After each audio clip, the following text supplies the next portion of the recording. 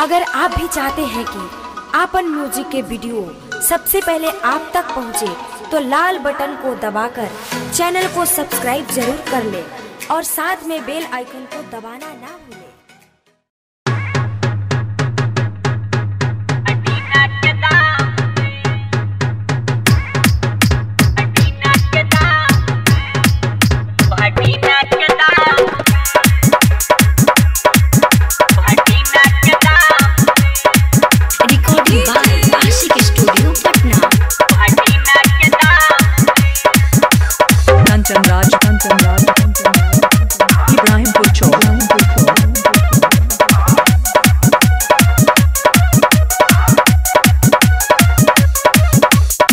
जाके दिल्ली बार बसल जंग लागे गोदाम में, जाके दिल्ली बार बसल जंग लागे गोदाम में, जंग लागे गोदाम में। सैया ओई बना तो बेच देम लोहटीना के दाम में। ए रजऊ ओई बना तो बेच देम लोहटीना के दाम में। जाके दिल्ली बार बसल जंग लागे गोदाम में, जाके दिल्ली बार बसल जंग लागे गोदाम में, जंग लागे गोदाम में। ए सैया ओई बना तो बेच देम लोहटीना के दाम में। ए रजऊ ओई बना तो बेच देम लोहटीना के दाम में। कंचन राज इब्राहिम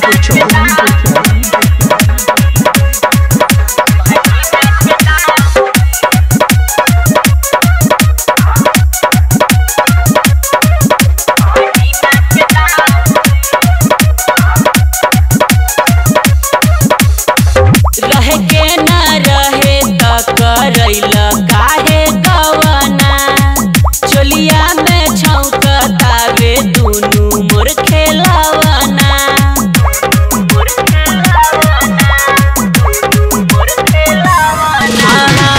रहे के न रहे त करैला काहे कवना, चोलिया में छौकतावे दुनु मोर खेलवना।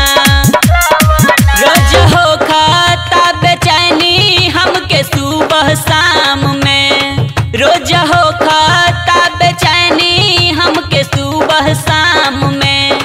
हाँ सुबह शाम में। ए रजऊ आई बना तो बेच देम लोहटीना के दाम में। ए सैया आई बना तो बेच देम लोहटीना के दाम में।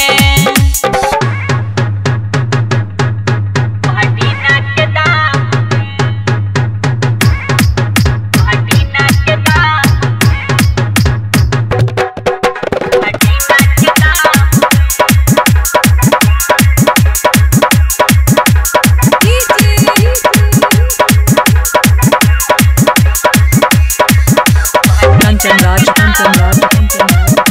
इब्राहिम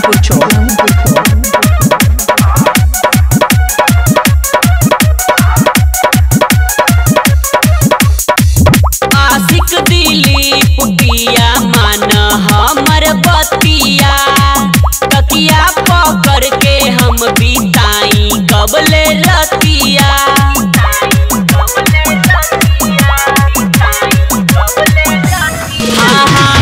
आशिक दिलीप पिया मान हमर बतिया, तकिया पकड़ के हम बिताई कबले रतिया।